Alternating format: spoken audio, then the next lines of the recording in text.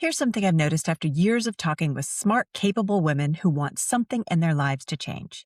Most of them aren't stuck because they don't have any motivation. They're certainly not lazy or incapable. They're just usually not confused in the way they think they are. A lot of the time, they know something needs to change. They know the conversation they've been avoiding. They know the decision they keep circling. They even know the part of their life that feels too small, too heavy, too dishonest, or too familiar in a way that just no longer feels right. But they keep waiting. Not because they don't care, but because they think the change has to be bigger than it actually needs to be.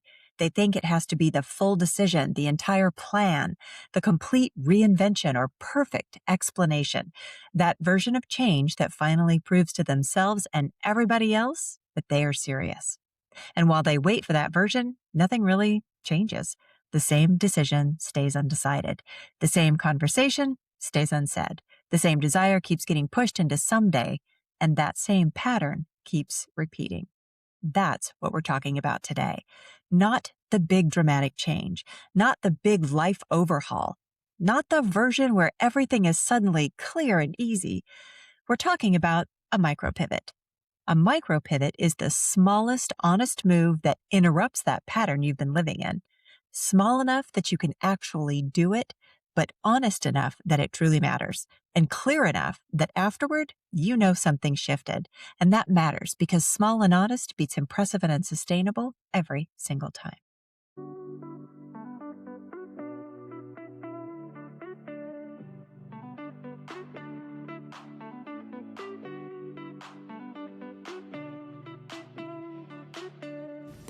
Welcome to How to Lose the Weight, the podcast for women ready to stop waiting for someday and live life now. I'm your host, Holly Toscanini, and I'm here to help you break free from perfectionism, self-doubt, and the someday mindset. Together, we'll dive into real conversations about self-trust, empowerment, and living authentically. If you're ready to reconnect with your intuition and step into your power, you're in the right place. Let's lose the weight and start living fully right now.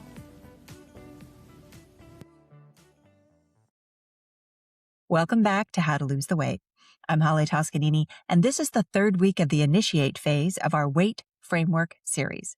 Now, over the last few episodes, we've been talking about the pattern that keeps women waiting. And I want to be clear, when I say waiting, I'm not talking about doing nothing. Most of the women I work with are doing a lot. They're working, they're managing responsibilities, caring for other people, thinking ahead, holding things together. They're usually the person everybody else counts on. So the waiting I'm talking about is certainly not laziness. It's the pattern of postponing yourself while you keep everything else functioning. It's waiting to speak until you know nobody's going to be upset by what you say, or waiting to make a change until you feel 100% ready. Waiting to want what you want until you can explain it perfectly, or to choose yourself.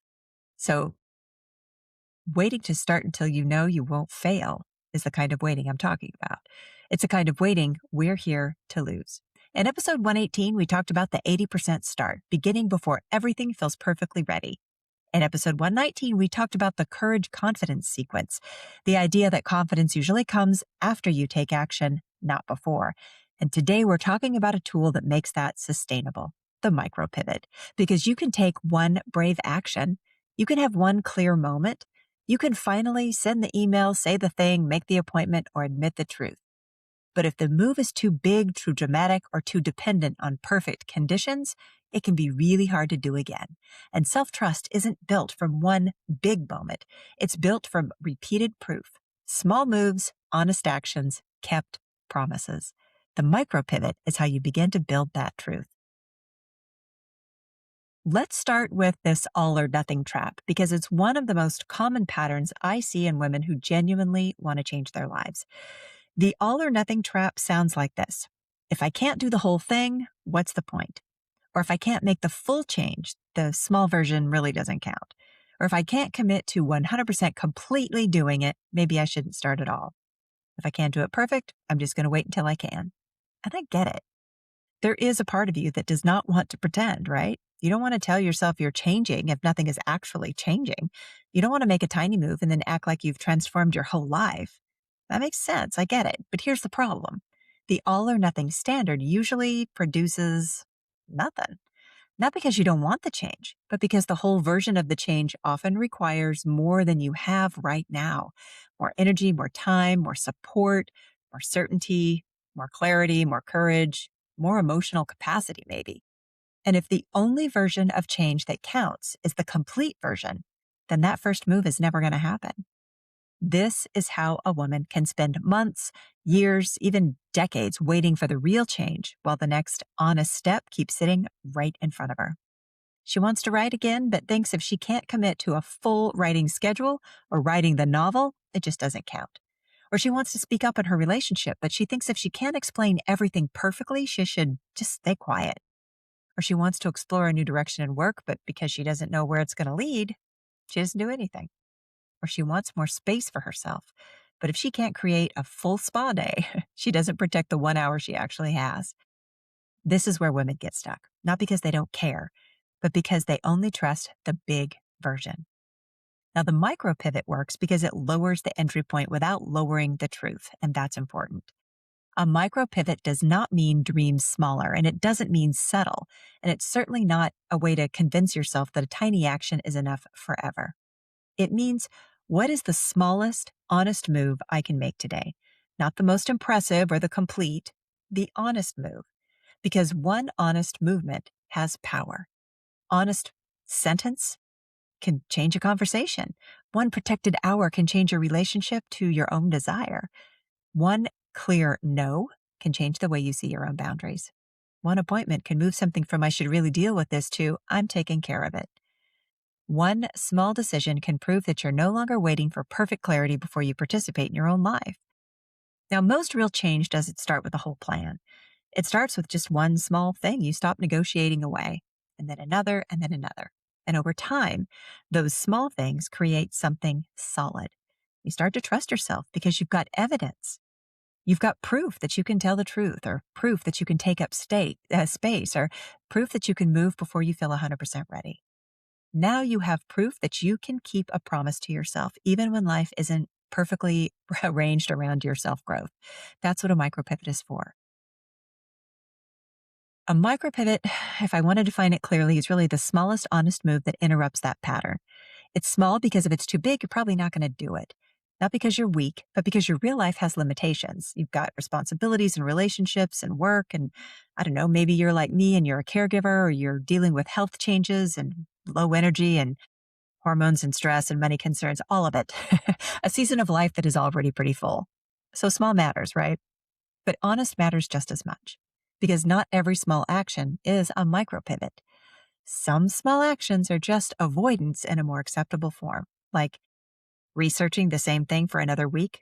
Might make you feel productive, but if you've already got enough information and what you really are avoiding is making the decision, that's not a pivot.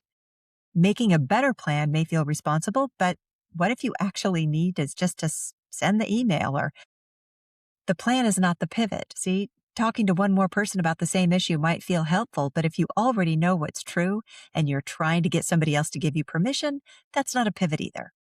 A micro pivot is the move that brings you into reality. You asked the question, you blocked the time, you opened the document or told somebody what you actually want. Maybe you spent 20 minutes on the thing you keep saying matters to you and stopped treating your own needs like they only matter after everybody else is comfortable. That is the pivot. Let me give you a couple of examples. So, what about the conversation you keep avoiding? Maybe there is something you need to say. Not a dramatic confrontation, not a full emotional history, just one sentence. Maybe it's, I need help with this, or I can't make that decision today, or I know this might be a disappointment, but I just can't take that on. You see, for a woman who's spent years keeping the peace, one honest sentence like that may not feel small, but it is a micro pivot because it interrupts that pattern. The old pattern is silence. The old pattern is over explaining. The old pattern is saying yes quickly and resenting it later. A micro pivot is one clear sentence that tells the truth sooner. What about the thing you keep saying you want to start? Maybe there's something you want to begin, like a creative project or a business idea, or maybe you want to take a class, or maybe it's just making a move to a different kind of work, or a return to something that you used to really love to do. But every single time you think about starting over, your mind floods with reasons why you're not ready. You don't know enough. Other people are already doing it better. You don't have enough time. Maybe you're going to embarrass yourself. Or what if you find out you're actually not any good at it? So you wait. But the waiting may look productive. I get it. It might look like researching or planning or listening to more podcasts or organizing notes or talking about the idea endlessly. And I get it, some preparation is useful, but preparation becomes a problem when it turns into a place to hide. A micro pivot might be spending a few minutes actually working on the thing, writing the first messy paragraph, telling one person you trust what your idea really is, or creating the outline, or putting a date on the calendar. Not the whole project, not the full launch, not the complete reinvention, but one honest move that takes the idea out of your head and puts it out there into the world. But what about the need you keep overriding? Maybe the pattern is not about doing more. Maybe the pattern is that you keep ignoring what you need. You need rest, but you keep pushing through. You need more space, but you keep making yourself available. You need support, but you keep saying, I'm fine.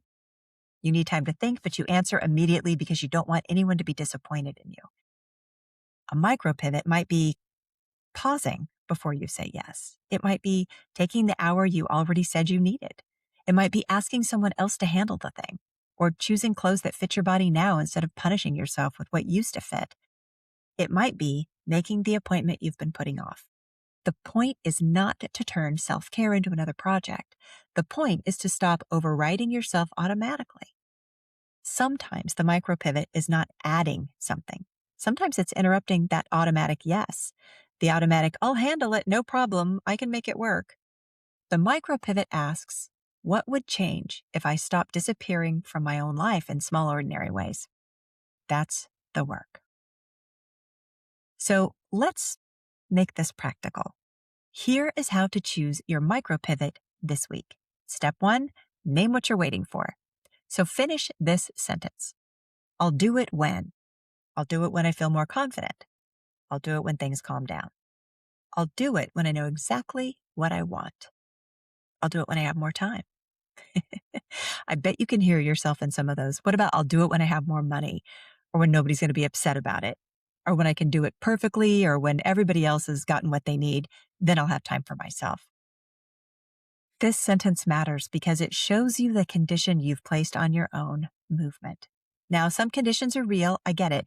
Money is a real thing. Health can be a real issue, and caregiving is definitely real. Work demands, energy limits, all of it, real. The unwaiting method is not about pretending your life is simple when we all know it's not. But a real constraint does not always mean there's no possible move. It means the move has to fit the life you're actually living. So, after you name the condition, ask yourself, is this a true stop sign, or is this a condition I've been using to postpone myself? Because that question can be very revealing. Sometimes I don't have time means I don't have an entire weekend, which is probably true, but do you have 15 or 20 minutes? Sometimes I don't know what I want means I don't know the entire path. I can't see the end result, which may also be true. But do you know the next honest yes or the next honest no? Do you know what you're tired of pretending is fine? Because all of that counts. You don't always need the whole answer before you make a move. Sometimes you only need the next honest piece of the puzzle. Step 2, find the move that sort of crosses that line. A micro pivot should put you on the other side of that condition. So if your condition is, I'll start when I feel more confident, then the micro pivot happens before the confidence arrives. You tell one person what you're working on. You spend 20 minutes on your idea. You sign up for a class. You send a message. You take the move while confidence is still sort of catching up. If your condition is, I'll speak up when I know nobody's going to be upset, then the micro pivot happens before you have guaranteed approval. You say the sentence. You make the request. You tell the truth without over-explaining it for 20 minutes. If your condition is, I'll focus on myself when everybody else is taken care of, then the micro pivot happens before everybody else is settled. Because if you wait until no one needs anything from you, you might be waiting a very long time. The move might be protecting that 1 hour. It might be declining one request or letting somebody else be responsible for something that they are perfectly capable of handling. The question is, if I take this action, am I still waiting for the condition to be met? If the answer is yes, it may be more preparation. If the answer is no, that's probably not the pivot. Step 3, make it specific. A micro pivot has to be specific enough to do what it needs to do. Not, I'm going to prioritize myself. That sounds good, but it's kind of vague. Try, on Thursday afternoon, I'm going to take 1 hour for the project I keep saying matters to me. Not, I'm going to be more honest. Try, the next time I'm asked to take on something I don't have capacity for, I'm going to say, I can't take that on this week. Not, I'm going to work on my confidence. Instead, try, I'm going to send the message I've been rewriting in my head. Specificity matters because vague intentions are really easy to avoid. A clear micro pivot answers, what am I doing? When am I doing it? What might get in the way? How can I make it easier to follow through? That's how the move becomes real. Step 4, write down what happened. After you take that micro pivot, after you make that move, write down one sentence. That's all. One sentence. I said no and it felt uncomfortable, but I felt relieved. I sent the email and now I have more information. I worked on an idea for 20 minutes and it feels less imaginary. I asked for help and I noticed how hard that was, and I survived. I took the hour and nothing fell apart. The point is not to prove that everything went perfectly. The point is to create evidence that you acted, evidence that you returned to yourself, evidence that fear did not get the final vote. And over time, those small pieces of evidence really matter. They become the foundation for self-trust. Not because you talked yourself into believing you're confident, because you watched yourself do something different. I want to be very clear about this. The micro pivot is not another way to put more pressure on yourself. It's not a productivity trick. It's not a way to squeeze one more thing into a life that is already pretty full. Sometimes the micro pivot is an action, but sometimes it's a pause. Sometimes it's a no.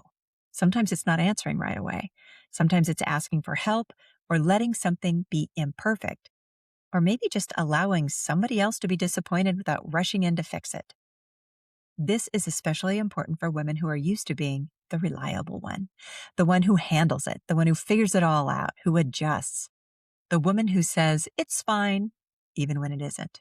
Because for those women, the micro pivot may not be about doing more. It may be about interrupting the pattern of automatic self-abandonment. And that is not a small thing. It may happen in a small moment, but it's not small in its effect. This is exactly the kind of work we do inside the unwaiting method. We look at where you are waiting, the decision you keep circling, the conversation you keep avoiding, that desire you keep minimizing, or the boundary you keep explaining away, that part of you that keeps saying, not yet. And then we find the micro pivot that fits your actual life, not your fantasy life, your actual life, the one with responsibilities and relationship and work and money concerns and family needs, all of the real things that make change more complicated than a motivational quote would suggest. The goal isn't to turn your life upside down. The goal is to stop abandoning yourself inside that life. That's really the work. Seeing the pattern, hearing yourself clearly, taking one honest move, and then building enough proof that you start to believe, I can trust myself to move. Not because you feel fearless, but because you are no longer waiting for fear to leave before you get started. I'll say more about the program at the end, but for now, I want you to stay with the practice. Because whether or not you ever work with me, this is something you can get started doing today. So your practice this week is one micro pivot. Not a complete life plan or a full reinvention or 7 extra steps. One micro pivot. And here's the process. First, finish the sentence, I'll do it when. Second, ask, is this a true stop sign or is this a condition I've been using to postpone myself? Third, choose the smallest honest move that puts you on the other side of that condition. Fourth, make it specific. What will you do? When will you do it? What might get in the way? How can you make it easier? And after you do it, write down one sentence about what happened and how it felt. That's it. And please notice the goal is not to feel amazing afterwards. Sometimes you will, and you might even feel proud of yourself, but sometimes you're going to feel a little uncomfortable. Sometimes you might feel a little nervous. Sometimes you might just feel relieved. And sometimes you may wonder why something so small felt so hard. And that's okay. The goal is not to feel perfect. The goal is to move honestly. One small, honest move is enough to get started. Now, if you take one thing from today's episode, I hope it's going to be this. You don't need the impressive version of change to begin changing. You need the honest version, the one that you can do in your real, actual day-to-day life, the one that interrupts that waiting pattern, the one that makes it impossible to say, I did nothing. Small and honest beats impressive and sustainable. Not because your dreams are small, not because you should settle, not by any means, and not because real change has to be hard. It has to be livable. It has to fit inside your actual life long enough for you to repeat it. And repeating honest action is what builds trust. One honest move, one micro pivot, one piece of proof that you're no longer waiting for the perfect conditions to choose yourself. To help you with this, I created the Intuitive Pivot Planner, and it's free. It walks you through the exact process we talked about today. Name what you're waiting for, choose your micro pivot, make it specific, take the move. Write down what happened. You can find the link in the show notes and in the description beneath this video. If you've been listening to this series and thinking to yourself, I need more than just one episode. I need someone to help me actually walk through this in my own life. I want you to know something is coming. In September 2026, I'm opening the founding round of the Unwaiting Method, an 8-week group coaching program for midlife women who are done living in preparation mode. This is the beta cohort, which means it will be intimate. You're going to have direct access to me, and you're going to be part of shaping the program from the inside as we move through the full WAIT framework together. We're going to look at where you're waiting, what it's costing you, and what you actually want, and then the honest moves that can help you stop postponing yourself. Not through hype and not through pressure, and not by pretending your real life responsibilities don't exist, but through a simple, supported process that helps you become the woman who stops negotiating against herself. If that's been calling to you, the waitlist is open now. Spots will be limited, and waitlist members are going to hear about it first. You can find the link in the show notes or on my website, hollytoscanini.com.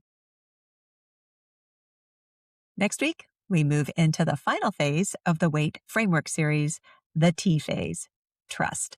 Episode 121 is called Feeling Behind in Life, Why It's Not Too Late, and What to Do with the Years You Can't Get Back.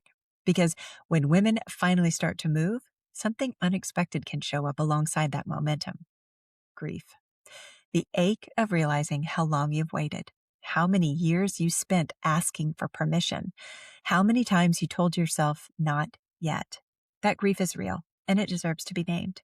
And it deserves something better than a quick, it's never too late, even when that may be true. So if you've ever felt the sadness of time that passed while you were waiting to feel ready, that episode is for you. And I'll see you then. Bye for now. Thank you for tuning in to How to Lose the Weight. If you enjoyed today's episode, be sure to subscribe so you never miss a conversation. And if you found value in this episode, I'd love it if you could leave a review. It really helps the show reach more women like you who are ready to step into their power. For more insights and inspiration, follow me on Instagram at Holly Toscanini or visit hollytoscanini.com.